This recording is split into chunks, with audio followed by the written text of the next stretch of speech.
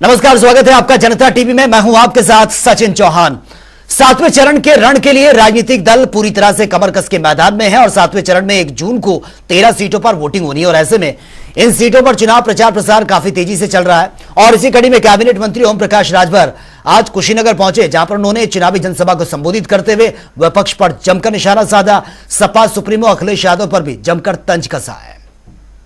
देखिए, हम उनको क्या कहें, पिता के विरासत में राजनीति करते हैं। पिता के विरासत में राजनीति मिली, मुख्यमंत्री बन गए।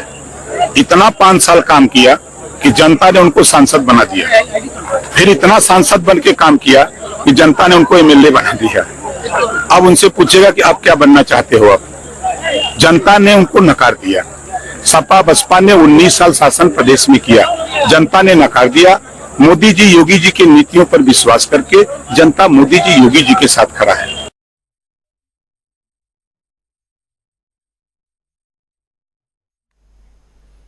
और उधर बलिया पहुंचे केंद्रीय मंत्री अश्विनी चौबे ने विपक्ष पर जमकर निशाना साधा है। साथ ही बीजेपी की जीत का दावा कर दिया। अश्विनी चौबे ने कहा कि जब 4 जून को विपक्ष का नामो निशान बढ़ जाएगा तो फिल्म कौन दिखाएगा।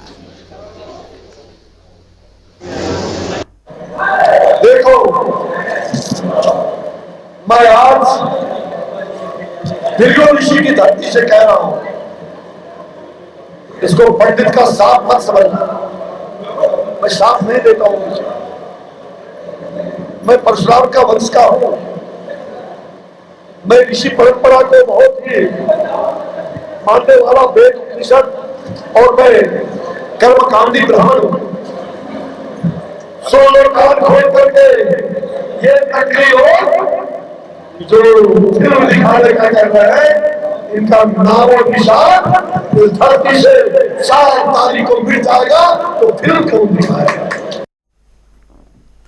और जनता के बल पर इंडिया गठबंधन की आंधी चल रही है और आने वाले 4 जून को अखिलेश यादव प्रधानमंत्री बनेंगे। दरअसल ये कहना है समाजवादी पार्टी के राष्ट्रीय उपाध्यक्ष किरणमय नंदा का। दरअसल सपा के राष्ट्रीय उपाध्यक्ष और कांग्रेस प्रदेश अध्यक्ष अजय राय दोनों ने संयुक्त प्रेस कॉन्फ्रेंस की है और किरणमय नंदा ने कहा कि 5 चरणों के चुनाव के बाद इंडिया अलायंस की सरकार बनने जा रही है।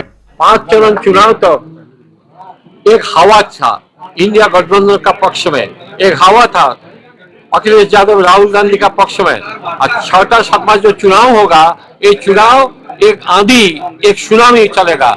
पूर्वांचल में जितनी सीट है तो समाजवादी पार्टी उस सीट में लड़ रहा है।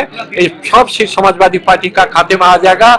दलित, अल्पसंख्यक सब समाजवादी पार्टी में शामिल हो गया। इसीलिए अखिलेश जी नारा दिया था केवल इंडिया गठबंधन नहीं, पीडीए क्या है?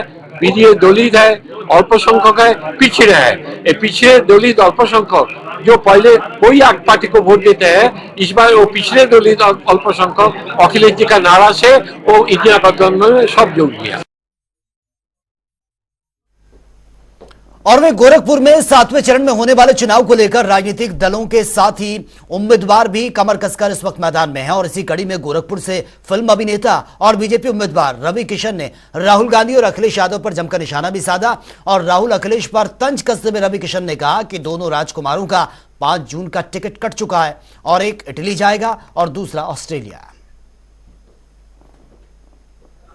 देखा हो सपना देखेगा सबके, ये डेमोक्रेसी है। दिन में सपना देखा ताड़न देखे दा। ये लोग 5 जून के लोगन का टिकट निकल गई बा। एक लड़का एक राजकुमार चल जाई है इटली, एक राजकुमार चल जाई है ऑस्ट्रेलिया। चुनाव देखिए, लोग का देश इनका विदेश इनका घर है। चुनाव में लोग भारत आवाना, इनके ना गांव मालूम बा ना जिला मालूम बा। इनके सड़किया पे छोड़ दे तो लोग हेरा जाइए। ये लोगन के अपने घर का पता नहीं मालूम बा। गरीब गुरबा का का दर्द है। हमारे यशस्वी प्रधानमंत्री मोदी जी 25 करोड़ गरीब लोगों को गरीबी रेखा से ऊपर ले आए। अब हर धर्म, सब समाज, हर जात, हर बिरादरी के बचल बाज के आज एक जात नहीं गोरखपुर में उत्तर प्रदेश में बोल सकती है कि हमारे साथ अन्याय हुआ। लखनऊ का मलिहाबाद दशहरी आम और पूरी दुनिया में यह प्रसिद्ध है, लेकिन इस बार इसकी कीमत आम आदमी के पहुंच से बाहर होती भी यह नजर आ रही है। लखनऊ से विकास की आप ये रिपोर्ट देखिए और समझिए। लखनऊ का मलिहाबाद दशहरी आम के लिए आज पूरी दुनिया में प्रसिद्ध है। फलों का राजा कहा जाने वाला आम इस मलिहाबाद की विरासत में नवाबों का शहर लखनऊ की नवाबी मलिहाबाद में साफ देखी जा सकती है। यहाँ का आम देश विदेश तक मशहूर है। दशहरी आम यहाँ की शान है, लेकिन इस बार आम नहीं खा पाएंगे आम आदमी। दरअसल बागवानों का कहना है कि आम की फसल में कीटनाशक का सही समय पर इस्तेमाल न होने पर रोग लग गया है। इस कारण आम की काफी हद तक फसल खराब हो गई है। पैदावारी कम होने की वजह से इस बार आम महंगा होने की भी उम्मीद है। आम के लिए सबसे मशहूर नाम मलिहाबाद के रहने वाले कलीमुल्ला खान का है। कलीमुल्ला खान अब तक 300 से ज्यादा वैरायटी के आम तैयार कर चुके हैं। पद्मश्री कलीमुल्ला खान ने कई नेताओं के नाम पर भी आम की पैदावारी की है, जिसमें एक मोदी किस्म का नाम भी शामिल है। फिलहाल कलीमुल्ला खान का भी कहना है कि इस बार आम की फसल पर मलिहाबाद नहीं लखनऊ के आसपास के कई बागों में असर देखने को मिला है। कीड़े की वजह से आम की फसल उस तरह से नहीं पैदा होगी जैसे पिछले सालों में देखी जाती थी। फिलहाल अन्य देशों पर भी इसकी सप्लाई का असर पड़ेगा। लखनऊ के लोग भी दशहरी आम की मिठास की बजाय फीकी पड़ सकती है। फिलहाल देखरेख के लिए कई किसानों ने दवाओं का छिड़काव शुरू किया है, लेकिन इसका कितना असर रहेगा ये तो जून के महीने में आने वाली इस फसल के आने के बाद ही पता चल पाएगा। लेकिन माना जा रहा है कि इस बार आम की फसल फीकी पड़ सकती है। आज हम लखनऊ के मलिहाबाद क्षेत्र में खड़े हैं, जो कि दशहरी आम पूरे दुनिया में प्रसिद्ध है। यह दशहरी आम लोग बहुत दूर दूर से आते हैं, यहाँ से ले जाते हैं, क्योंकि मशहूर है आम यहाँ का। वैसे फलों का राजा आम कहा जाने वाला लखनऊ की नगरी में पाया जाता है। आज हम देख सकते हैं कैसे आम लगा हुआ है बागों में। काफी तेजी से काम चल रहा है, आम तोड़े जा रहे हैं और बागों में बहुत अच्छे तरीके से देख सकते हैं काम करने वाले भी लगे हैं, ट्रालियां भरी हुई हैं। आइए हम व्यापारी से पूछते हैं कि इस बार फसल में क्या नया हुआ है, क्या पुराना, क्या फायदा है, क्या नुकसान। व्यापारी अपना नाम बताइए। अच्छा, इस बार फसल में कुछ नया है पुराना? सब पुराना तो पुराना ही समझिए। नुकसान बहुत ज्यादा है, बहुत कम है। जी, पिछली बार से फसल कैसी हुई है? अरे 25% से भी कम दिखती है, हो सकता है 25% हो ज्यादा ही, ज्यादा समझ नहीं आ रहा। अच्छा, तो ये आम आपके कितने पेटी लगभग हो चुका है अभी आपने तोड़ा है? थोड़ा है लगभग 250 कैरेट है। आज आपका कैरेट आज का है 250 कैरेट। और आप देख सकते हैं यहाँ पे कैसे काम करने वाले लगे हुए हैं। लगभग कितने काम करने वाले लगे आपके पास? करने वाले लगे हैं कहीं से 25 लेकर है। जी, अच्छा, रोज का कितना आपका टूटता है आम? पहले दिन शुरू है आज का फर्स्ट दिन है। आने के लिए 200 कैरेट का और कुछ कीड़ों के बारे में बहुत ज्यादा नुकसान। मुस्तकिल दवाई चल रही है, बराबर दवाई चल रही है। मरा पैदा हुआ पता नहीं दवाई क्या है। तो दवाई आपकी असर नहीं करेंगे? दवाई नहीं करता। जैसा व्यापारी ने बताया, इस बार फसलों में काफी नुकसान है। पिछली बार से ज्यादा इस बार आम नहीं आया है। पिछली बार 25% आया था, इस बार बहुत ही कम आम आया है। और व्यापारी का कहना है इस बार कीड़ों ने ज्यादा आम को नुकसान पहुंचाया हुआ है। इसी के साथ आप बाग में आइए, यहाँ का मशहूर आम खाइए। फलों का राजा आम है, दशहरी आम। कैमरामैन आशीष के साथ विकास सिंह, जनता टीवी लखनऊ।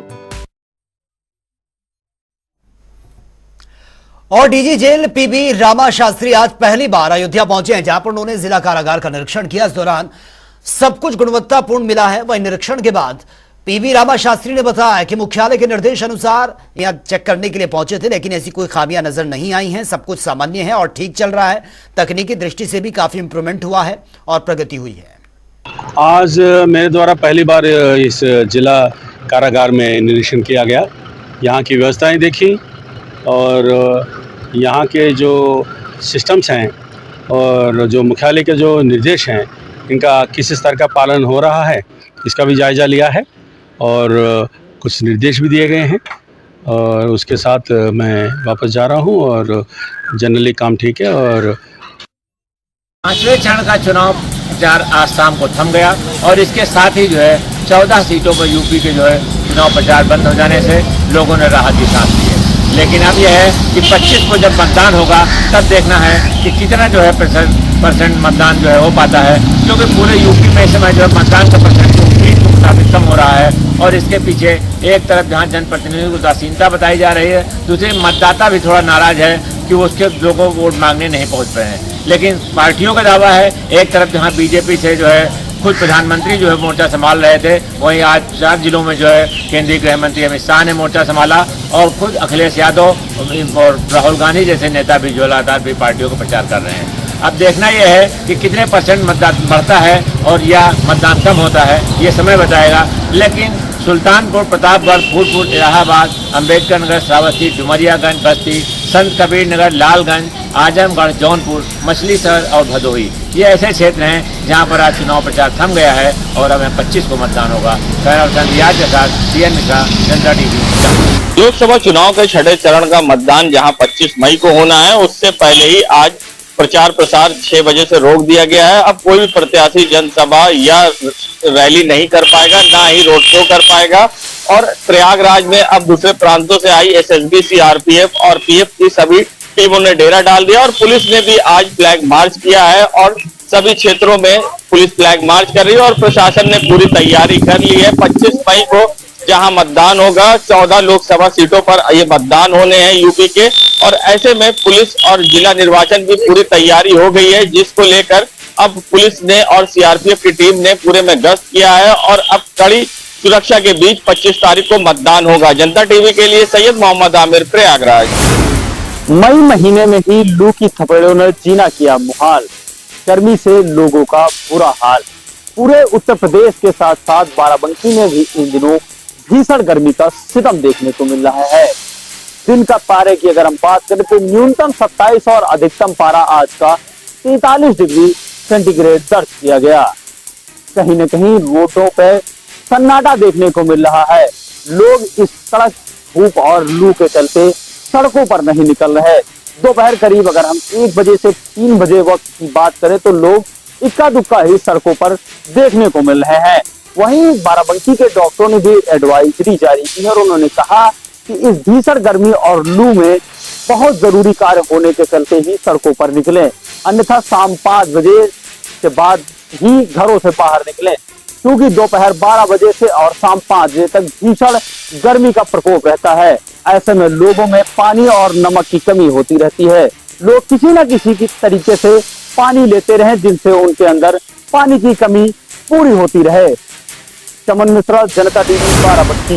जनपद में एक बार फिर कहीं न कहीं पुलिस को बड़ी सफलता देखने को मिल रही है। लगातार जनपद में आए दिन जो है सवारी बनकर ऑटो को लूट की पूरी तरीके से घटनाओं को अंजाम दिया करते थे। वहीं एक बार फिर थाना क्षेत्र के अंतर्गत मानेपुर मोड़ पर अवैध तरीके से आ रहे ऑटो को रोका गया। उसके बाद में जो है पुलिस को देखते ही लगातार बदमाश भागने की कोशिश की और उसके बाद में उन्होंने जवाबी फायरिंग की। देखते ही देखते पूरी तरीके से पुलिस ने चारों तरफ घेराबंदी करके बदमाशों को पकड़ा और मुठभेड़ में 2 बदमाश घायल हो गए। लगातार इस तरीके की आए दिन घटनाओं को रोकथाम के लिए लगातार एसएसपी के सख्त निर्देशन में पूरी तरीके से जगह जगह चेकिंग अभियान चलाया जा रहा है। देखने को ये मिला कि उनके पकड़े गए बदमाशों के पास में पूरी तरीके से एक ऑटो एवं अवैध तरीके से असला भी बरामद किए गए हैं। कैमरामैन राम कुमार राजपूत, जनता टीवी, इटावा। अलीगढ़ में एक 17 वर्षीय व्यक्ति जो है एसएसपी ऑफिस अपनी गुहार लेकर पहुंचा, जहां जानकारी हुई कि वो 17 वर्षीय वृद्ध को जो उसकी पुत्र वधू जो है आए दिन परेशान करती है और परेशान करने का मामला जो है उसको मकान बेचकर पैसा लेना चाहती है। इसी को लेकर वो वृद्ध जो है काफी परेशान है और उसने कई बार शिकायतें भी की है, लेकिन महिला जो है उस पर तरह तरह के आरोप लगाती है और वृद्ध का कहना है कि ये महिला जो है आए दिन उसे कपड़े फाड़कर उस पर छेड़छाड़ का आरोप लगाती है। 70 वर्षीय व्यक्ति जिससे लेकर काफी परेशान है और बताया जाता है कि उसका छोटा बेटा भी जो उसकी मदद करता है, तो उसे भी वो महिला जो है उल्टे सीधे आरोप लगाकर उसमें झूठे मुकदमे लगाकर फंसाने का प्रयास करती है। इसी को लेकर आज जो है एसएसपी के यहाँ उसने गुहार लगाई, जहां शिकायत करते हुए बताया कि उसकी जो पुत्र वधू जो है आए दिन जो है मकान बेचकर पैसा लेने के लिए जो ऐसा परेशान करती है, प्रताड़ित करती है और यहीं उस पर झूठे मुकदमे लगाने का दबाव बनाती है, जिसको लेकर वरिष्ठ पुलिस अधीक्षक ने संबंधित थाने पर जांच कर कार्रवाई करने के आदेश दिए। अलीगढ़ से जनता टीवी के लिए ज़ैद खान की रिपोर्ट। समाजवादी पार्टी के विधायक रफीक अंसारी पर गिरफ्तारी के बादल मंडरा रहे हैं। दरअसल हाईकोर्ट ने समाजवादी पार्टी के विधायक रफीक अंसारी पर नॉन अवेलेबल वारंट जारी करते हुए उनकी गिरफ्तारी के आदेश दिए हैं। आपको बता दें कि सन 1995 में तोड़फोड़, आगजनी और बलवे के एक मामले में आरोपी चल रहे रफीक अंसारी पर यह वारंट जारी हुआ है। सन 1995 से 2015 तक रफीक अंसारी के खिलाफ सैकड़ों बार ऐसे गैर जमानती वारंट भेजे जाते रहे, लेकिन उन पर कोई कार्रवाई नहीं हुई। इस बात पर हाईकोर्ट ने भी हैरानी जताई है। हालांकि सन 2022 में रफीक अंसारी ने अपने बचाव के लिए इस वारंट के खिलाफ एक याचिका दायर की थी, जिसको हाईकोर्ट ने खारिज कर दिया। फिलहाल हाईकोर्ट ने सख्त आदेश देते हुए रफीक अंसारी की गिरफ्तारी के आदेश दिए हैं। आपको बता दें कि एसएसपी मेरठ द्वारा रफीक अंसारी की गिरफ्तारी के लिए 3 टीमें बनाई गई हैं। हालांकि रफीक अंसारी अभी पुलिस की गिरफ्त से दूर हैं। ऐसा माना जा रहा है कि रफीक अंसारी बहुत जल्द ही पुलिस की गिरफ्त में होंगे। मेरठ से सरफराज अहमद, जनता टीवी।